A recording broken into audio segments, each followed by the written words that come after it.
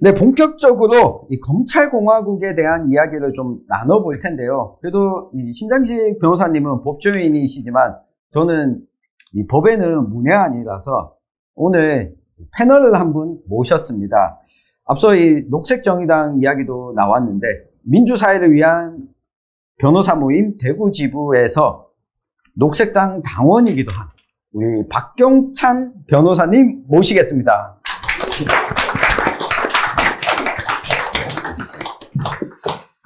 네, 우리 민변 대구지부의 대구의 신장식,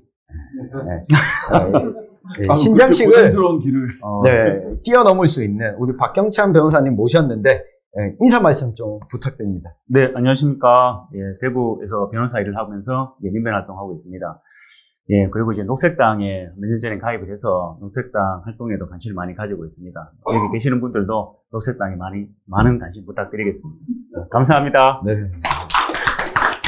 우리 아까 들어오기 전에는 정당 가입 권유도 하셨는데 오늘 이 자리에서는 또 안 하시네요.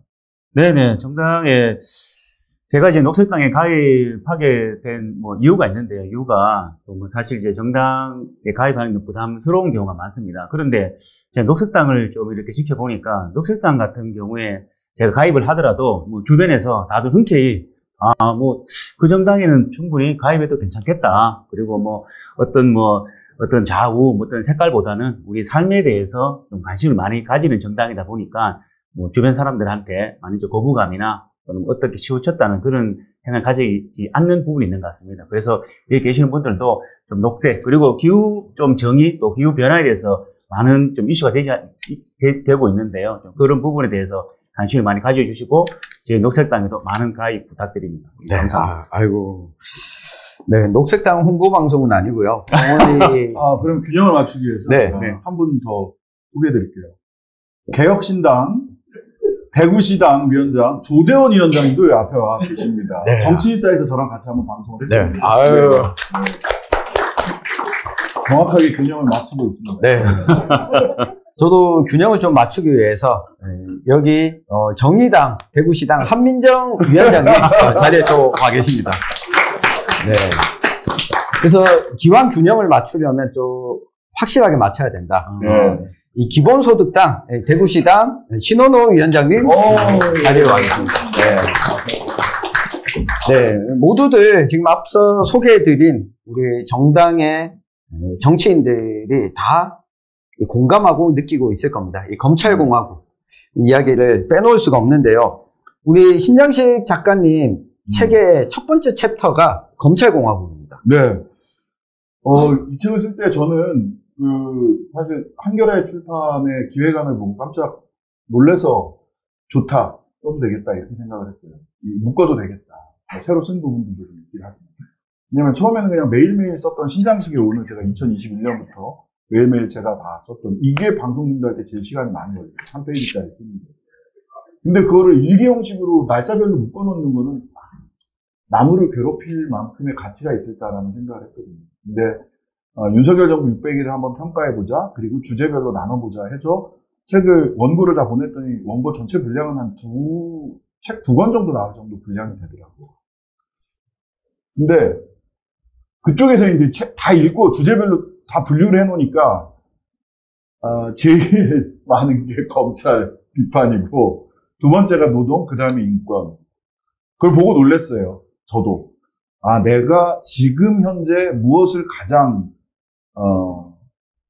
눈여겨보고 있는가가 그대로 드러나더라고요. 검찰공화국과 관련해서 할 말은 너무너무 많습니다. 사실은. 그리고 구체적으로 우리가 매일매일 눈으로 확인을 하고 있죠. 대구에는 몇 명의 검찰 출신 후보가 이번에 국민의힘 공천을 받을까요? 보면 김홍일 국민권익위원장 하다가 방송통신 관련해서 재판도 해본 적이 없는 사람이에요. 맨날 수사해봐서 다 잘한다라고 얘기를 합니다. 조폭 잡는 특수부 검사 출신이잖아요. 한동훈 비대위원장 검사 출신이에요. 그 다음에 지금 공천관리위원장은 판사 출신이고요. 윤재혁 원내대표는 경찰 출신이고요. 직전에 그 사무총장 했던 그 이만희, 지금 이철규, 뭐 이런 분들 전부 다 경찰 출신이죠. 용산뿐만 아니라. 그래서 지금 정부 여당은 뭐다? 검경합동수사본부다. 관계기관 대책회의 할 기세예요. 네.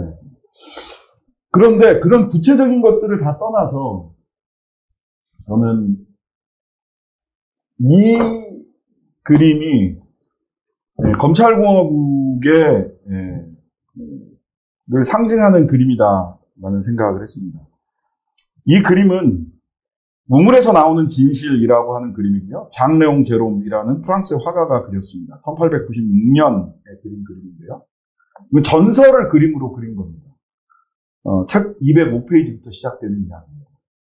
어느 날 진실은 거짓을 만났습니다. 이후 오랜 시간을 함께 보냈고 어느 날 둘은 작은 우물을 발견했습니다. 거짓이 진실에게 물이 너무 깨끗해요. 우리 함께 목욕해요. 라고 말했고 진실도 그 우물을 들여다보니까 정말 맑고 깨끗해서 목욕을 하기로 했죠. 둘은 옷을 벗고 목욕을 시작했습니다. 그런데 갑자기 거짓이 우물 밖으로 뛰쳐나와 진실의 옷을 입고 달아나 버렸습니다. 분노한 진실이 우물에서 나와 울부짖으며 자신의 옷을 되찾기 위해 뛰어다녔습니다. 우물에서 나오는 진실입니다. 그런데 세상은 벌거벗은 진실을 보자 그만 눈을 돌려버렸습니다. 슬픔과 탄식에 빠진 진실은 수치심에 몸을 떨며 우물 속으로 다시 들어갔습니다. 그리고 다시는 밖으로 나오지 않았습니다. 한편 도둑질한 진실의 옷을 입은 거짓은 온 세상을 활보합니다. 세상은 진실의 옷을 입은 거짓을 신경 쓰지 않았습니다. 왜냐하면 진실의 옷을 입은 거짓이 세상이 살아가는데 더 도움이 된다고 생각을 했고 벌거벗은 진실을 감당할 자신은 없었기 때문입니다. 이 글을 쓴 2022년 8월 11일은 전 법무부 차관 김학의 씨가 최종 무죄 확정 판결을 받은 날입니다. 그 며칠 전에는 숙명여대 구현상 교수가 자신의 논문과 김건희 씨의 논문을 밑줄을 쳐가면서 내 논문을 표절했다라고 밝혔던 어간에 쓴 글입니다. 내 논문을 뺏겼다고요? 라고 구현상 교수가 자기 논문과 김건희 씨 논문을 비교를 했어요. 여기에 대해서 국민대는 표절이 아니다라고 얘기를 했죠. 결정을 했습니다. 교수회의에서 막 투표하고 어쩌고저쩌고 막 이래가면서.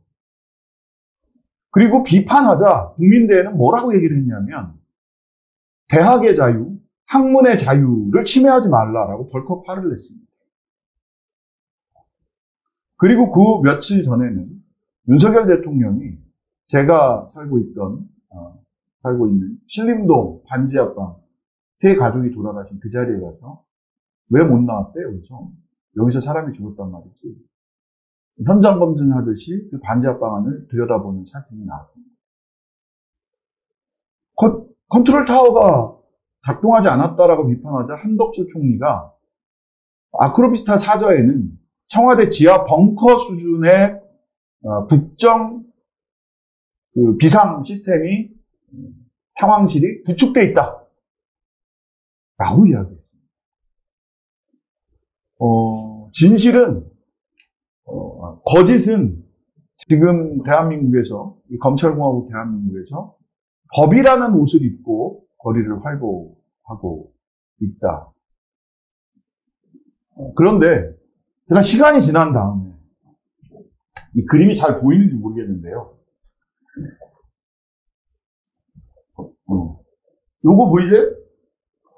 진실이 보니까 나중에 알았어요.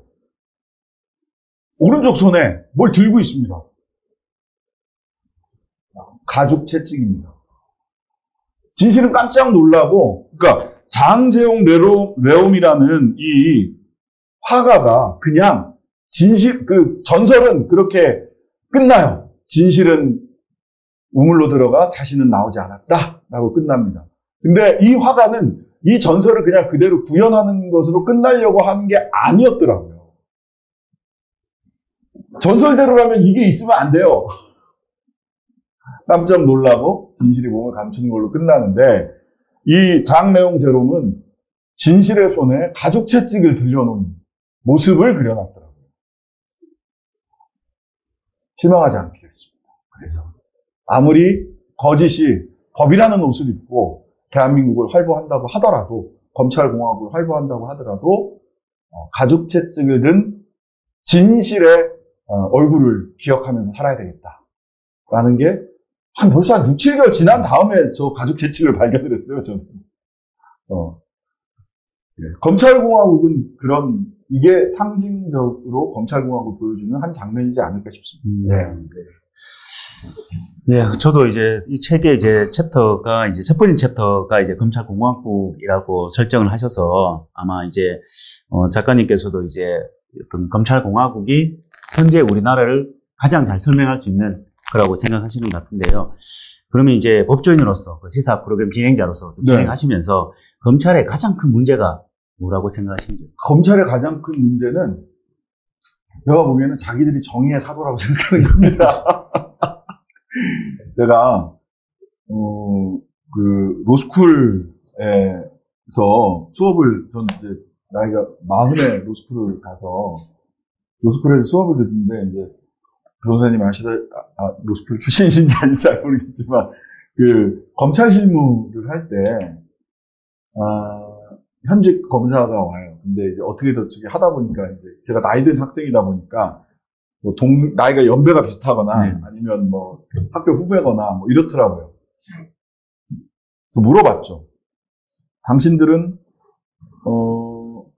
무죄 판결을 받으면 반성은 좀 하냐? 라고 물어봤어요. 술자리니까 교수님 깍듯하게 동료들이 있을 때는 하지만 불만 많았으니까 깍듯하게 하다가 물어봤어요. 반성은 좀 하냐? 사실 형사 재판을 하는데 무죄 판결이 났다는 것은 무조건 검사의 잘못입니다. 무죄가 맞다면 억울한 사람을 검사가 수사를 잘못해서 기소해서 괴롭힌 거잖아요. 근데 이 사람이 실제로 범죄를 저질렀는데 무죄가 났다는 것은 검사가 그것도 수사를 잘못한 거예요. 제대로 입증하지 못한 거지 않습니까? 그 사람들이 너무 머리가 좋아서 어쩌고저쩌고 비겁한 변명입니다. 그런 거 제대로 하라고 국민들이 돈 걷어서 세금으로 검사들한테 그 많은 권한을 주고 월급 주는 거잖아요. 그럼 반성해야죠. 저는 무죄가 나오면 검사는 무조건 반성 말고 할 게 없다고 생각해요. 제대로 수사를 했느냐, 내가 혹시 억울한 사람을 괴롭힌 게 아니냐, 둘 중에 하나로 반성해야 되거든요. 근데 그 검사 말 뭐라고 하느냐. 어쨌든 로스쿨에 와서 학생들 가르치라고 에이스 검사를 보냈을 거 아닙니까? 나는 집에 가서 무협지를 보지. 왜? 정의는 승리한다라고 그날 밤 다짐을 해야 되거든. 아니, 보세요. 이분들 지금 망토 둘러주면 지구 한 바퀴 돌 기세예요. 정의의 사도. 무오류의 신화. 집단 사고의 오류거든요. 특히 엘리트들이 모인 데서 집단 사고의 오류가 발생을 합니다. 집단 사고의 오류가 발생하는 메커니즘을 많은 심리학자들이 또 마케팅 경영학자들이, 왜냐하면 대기업에서 어떻게 이런 말도 안 되는 짓을 하지? 예를 들면 SK가요. 정말 말도 안 되는 짓을 한 적이 있어요. MP3와 플로피 디스크 막 이런 거 나올 때 그 카세트 테이프 있죠. 그거 전 세계 1위였거든요, SK가. 근데 이제 MP3, 그 다음에 플로피 디스크 이런 거 막 나오는데 여기다가 왕창 투자를 합니다. 사람들이 다 이거 아닌데? 이렇게 하면 안 되는데 하는데 SK 했어요. 그때는 성경이었죠. 왕창 망하죠. 왜 그런 똑똑하다고 한다는 사람들이 나중에는 누구한테 의존을 하냐면 리더한테 의존을 해요. 우리같이 똑똑한 사람 중에 리더기 때문에 저 사람이 얘기하는 건 무오류야. 검사들은 지금 우리같이 똑똑하고 정의로운 사람들의 우리 모여있기 때문에 우리는 무오류의 집단인데 더군다나 거기서 대빵했던 윤석열, 한동훈이 얘기하는 건 무오류야 라고 생각을 한다는 겁니다. 저는 무오류의 정의의 화신이라고 생각하는 중2병? 이게 가장 큰 문제라고 생각합니다. 네. 아니, 우리 박형전 변호사님도 실제 변론도 맡으시면서 진행을 해보시면서 검찰을 자주 마주치실 거잖아요. 네, 그렇죠. 네. 변호사님은 어떻게 생각하세요? 지금 이제 신장식 변호사님 말씀하시는 것처럼 좀 그런 부분이 좀 문제인 것 같아요. 이제 검찰 입장에서 이제 공소를 제기하고 이제 판결이 나오게 되면 이전에 이제 문재인 정부 이전에는 무죄가 선고되면은 무조건 항소합니다. 그리고 항소해서 다시 무죄가 되면 상고합니다. 대법원에 무조건 합니다. 왜냐하면 이제 검사 입장에서는 아까 이제 변호사 말씀하셨처럼 이제 본인 말은 다 옳은 거예요. 본인 생각이 다 옳은 거고. 그런데 1심, 2심에 대한 판결에 대한 분석은 하지 않습니다. 그냥 바로 항소합니다. 이제 그런 부분이 좀 문제되는 것 같고요. 이제 그런 부분 때문에 이게 지금으로서 이제 검찰이 하는 어떤 행태, 이런 부분에 대해서 많은 국민들이 조금 의아해하고, 그리고 분노하는 부분인 것 같습니다. 그리고 이제 또 본인들이 했는 행위에 대해서는 너무 옳다라고 생각하는데, 또 다른 사람이 그런 행위를 하게 되면은 법의 잣대를 갖다 대고, 그리고 처벌을 하려고 하는 부분이 있는데요. 지금 대표적인 경우가 이제 특활비요. 불법 폐기가 좀 대표적인 사례인 것 같습니다. 이 부분에 대해서는 작가님이 어떻게 생각하시는지 좀 봅니다. 아니, 뭐, 휘발을 했다고. 이건 하승수 변호사님이 워낙 열심히 싸우고 계시고, 저도 이제 뉴스타파 하고, 그 다음에 이렇게 쭉 봤는데, 이제, 보통은 이제 헷갈려 하시는 게 이제 세 가지가 있잖아요. 하나는 업추비, 업무 추진비는 신용카드로 결제하고, 다 내역이 남습니다. 근데 업추비도 뭐 쪼개기를 하기도 하고, 그 다음에 특정 업무 경비라는 게 있고, 그 다음에 하나가 특활비. 특활비는 현금으로 갖다 쓰고 증빙도 제대로 안 남기는 거잖아요. 그래서 특활비가 제일 갖다 쓰기가 편하고, 그 다음에 특정 업무 경비, 그 다음에 업무 추진비가 제일 쓰기가 어려운 건데, 가리지 않고 막 써요. 요즘은 업추비에서 문제되는 경우는 사실 크지 않거든요. 그렇죠. 왜냐면 워낙 투명하게 다 공개되고, 지금 구청장 홈페이지나 시장 홈페이지 가보세요. 그 업추비는 매달 공개합니다. 어디서 얼마 썼다라는 거. 근데 업추비나 특정 업무 경비 휘발됐다 이러고. 휘발 안 된 데 딱 하나 몇 군데 있었잖아요. 그 중에 한 군데가 검찰청 구내식당은 휘발 안 되고, 딴 데는 다 휘발되고. 이게 이제 내로남불. 근데 이게 이제 홍준표 검사님의 그 유명했던 얘기가 있는 거잖아요. 옛날에는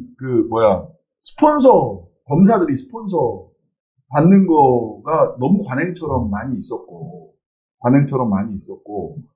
여기에 대해서 우리 홍 검사님께서 그런 말을 했잖아요. 아니, 수사 잘하려면 스폰서비가 필요하지.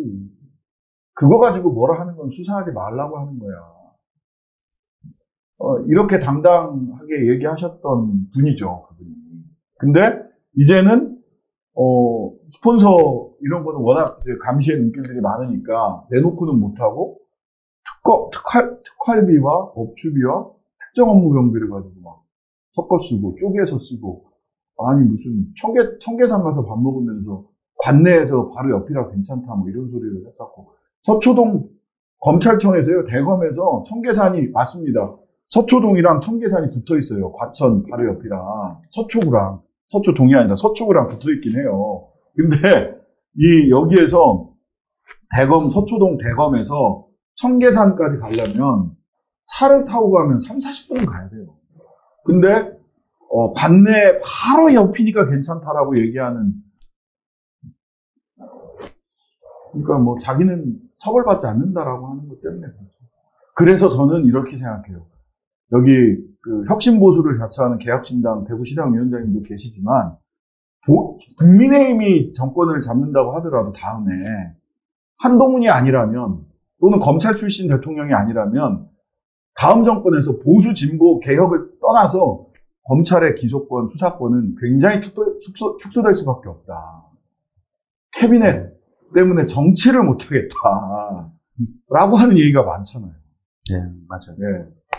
축소될 수밖에 없다. 머지않았다라고 저는 생각합니다. 그러니까 이게 검찰의 권한을 좀 줄여야 된다, 뭐 이런 이야기들은 계속 좀 제기되고 있는데, 한편 좀 되돌아볼 것도 있는 것 같습니다. 네. 사실 그 문재인 정부가 출범하고 나서 검찰의 권한을 이용해서 소위 말하는 적폐청산 수사를 했다. 이 결과가 결국 윤석열 대통령이 아니냐, 뭐 이런 평가를 하시는 분들도 있습니다. 여기에 대해서는 뭐 두 분은 좀 어떻게 생각하시는지.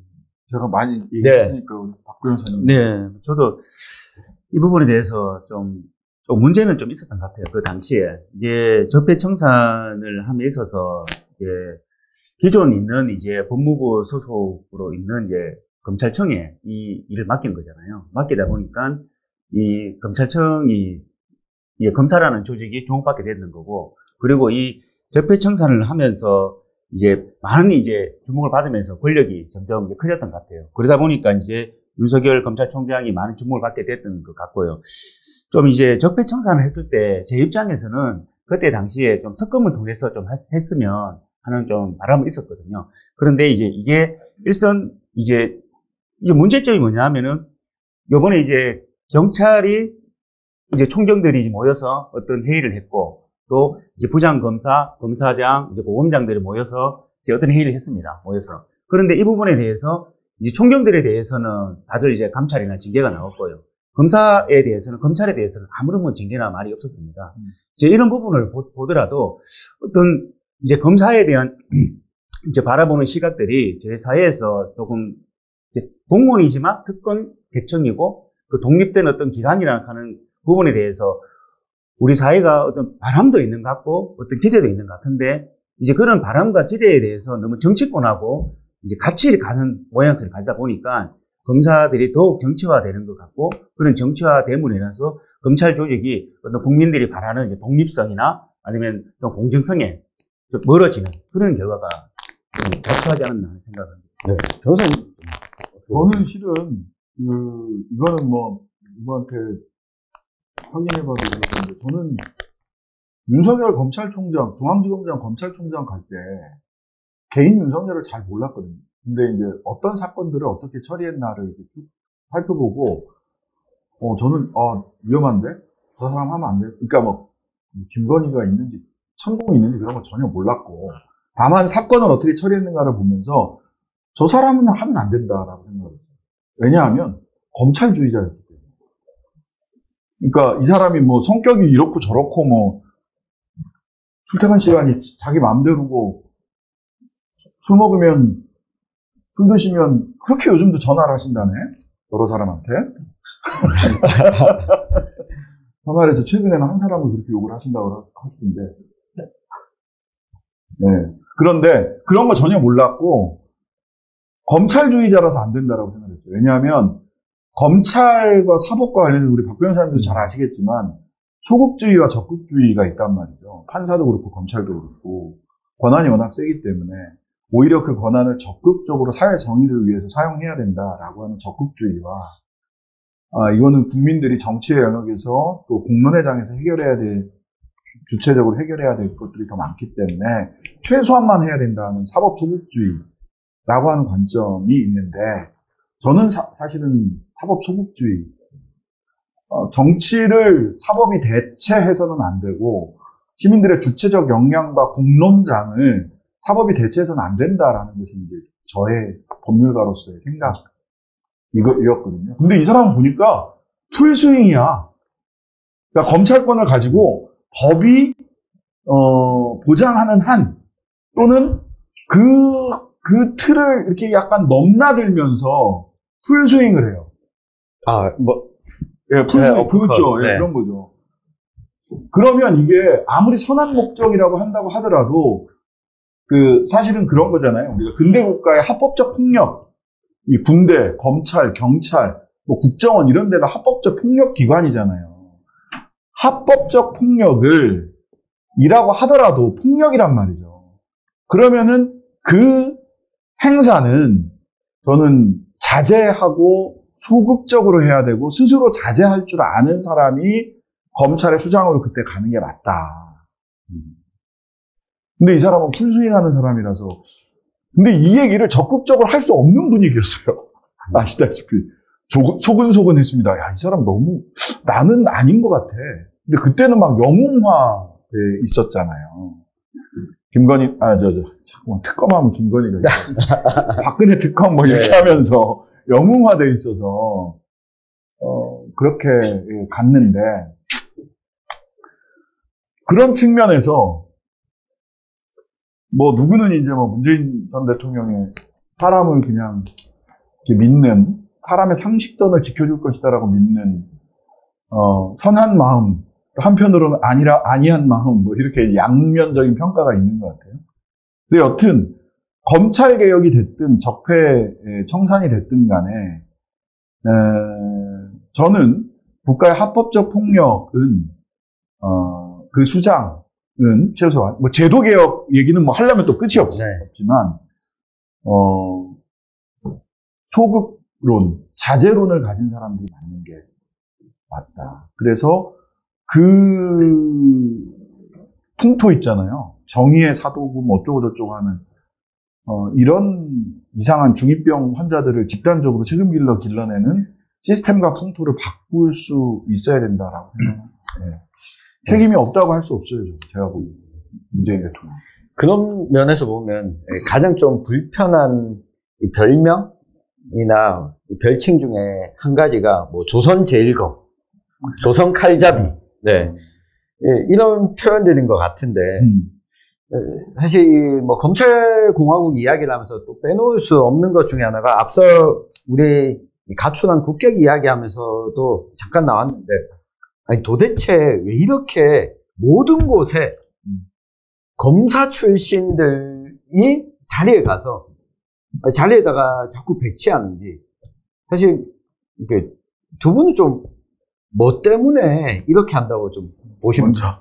먼저 말씀 많이 해줘. 뭐 작가님 말씀하시는 것처럼 뭐 어떤 이제 윤석열 대통령 같은 경우는 이제 검찰 이제 조직에 대한 신뢰가 있는 것 같아요. 그리고 검사에 대한 신뢰가 있는 것 같고, 그리고 이제 본인이 이제 평생 몸담고 있던 조직이었잖아요. 그 조직이. 그리고 그렇기 때문에 이제 그 조직 인사를 발탁을 해서 지휘를 하는 것이, 지금으로서는 윤석열 대통령 입장에서는 계속 검찰총장 그때 당시에 계속 연장선에 있다고 생각하시는 것 같아요. 그렇기 때문에 검사들을 좀 중용해서 각 요직에 배치를 하는 것 같고, 그런데 이제 아까 작가님께서 말씀하시는 것처럼 저희가 이제 대통령에게 바라는 것은 저희 나라를 좀 좋은 방향으로, 이제 뭐 지금보다 더 나은 방향으로 좀 이끌어갈 수 있고 저희에게 새로운 비전을 제시해 주길 바라는 것인데, 지금 이제 사법이라는 것은 어떤 거냐면은 모든 것들이 이제 과거에 벌어진 일들에 대한 평가입니다. 맞아요.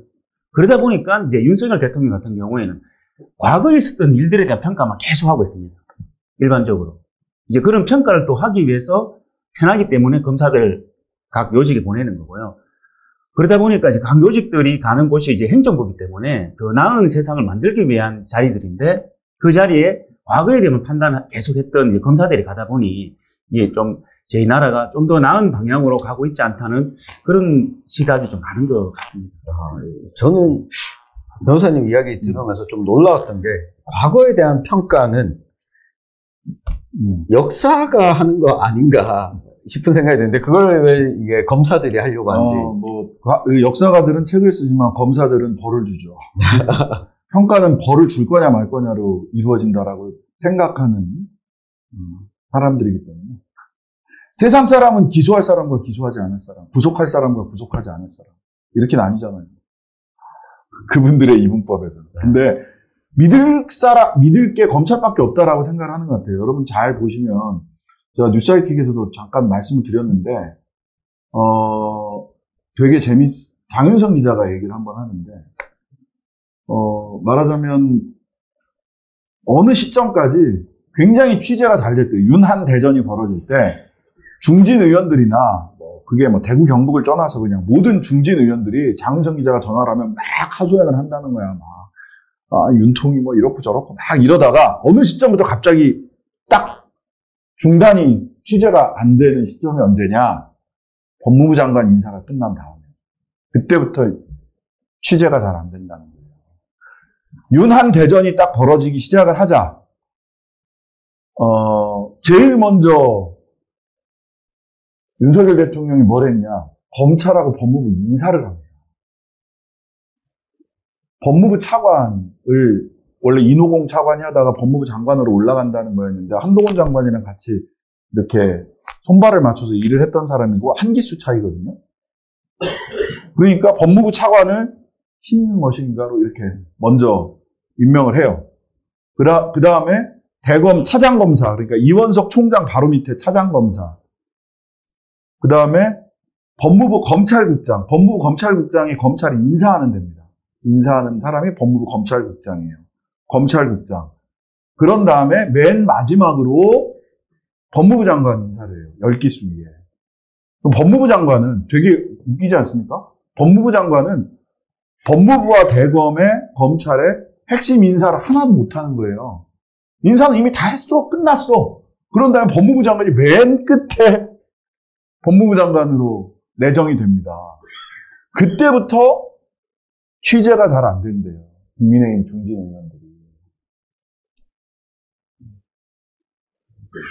정치적 위기가 오니까 제일 먼저 한동훈 총리에서 간접 통치를 했는데 안 되겠어. 내가 직접 관할하겠어. 법무부와 검찰을. 단돌이 하는 단돌이는 일본어라고 해서 단속이라고 하라고 그러는데 단속하는 것부터 시작을 한다는 거예요.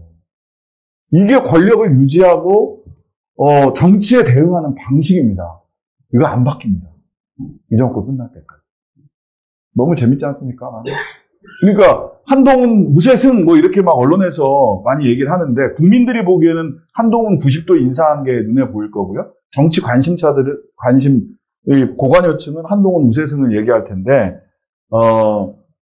이 소위 행정권, 인사권, 그다음에 공천권 일부를 가지고 있는 윤석열, 그다음에 공천권과 조중동의 지지를 엎은 한동훈의 대결은 점입가경일 것이다.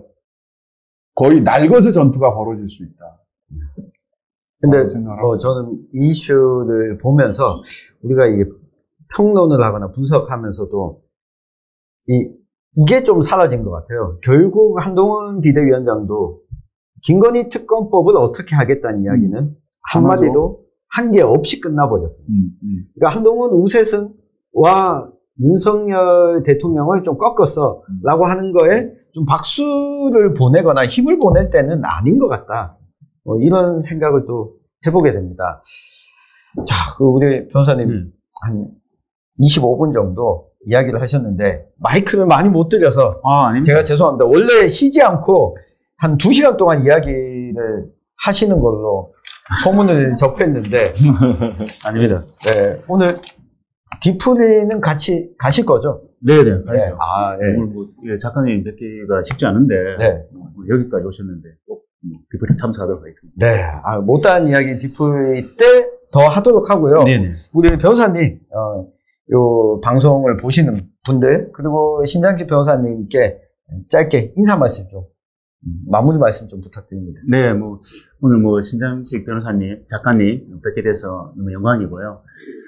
그리고 이제 이 책이 이제 2번 다시 겪고 싶지 않은 나라 이 책을 이제 보면서 좀 많이 느꼈는 게 윤석열 정부 한 600일 정도 기간을 좀 되돌아볼 수 있는 그런 꼭지로 다 되어 있는 것 같습니다.